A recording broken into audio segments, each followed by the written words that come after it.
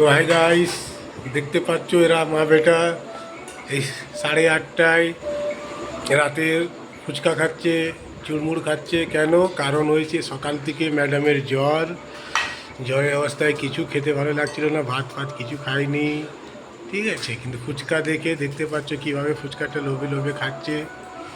মা বেটা দুজনেই বিজি, কিন্তু আমাকেও একবারও জিজ্ঞেস করছে না যে এনে দিয়েছে কাকে, জিজ্ঞেস করছে না।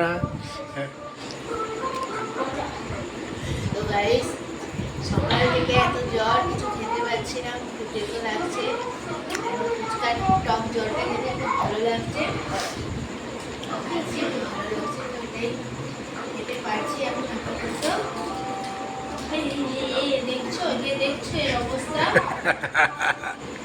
আমার খাওয়ার আগে ও তাড়াতাড়ি টক টক খেয়ে ভেরি গুড। তাহলে এখন এর জ্বর ঠিক হয়ে গেছে, আর ওষুধের দরকার নেই। আশা করি কালকে সকালবেলায় ও ভালো হয়ে যায়। Okay bye, good night.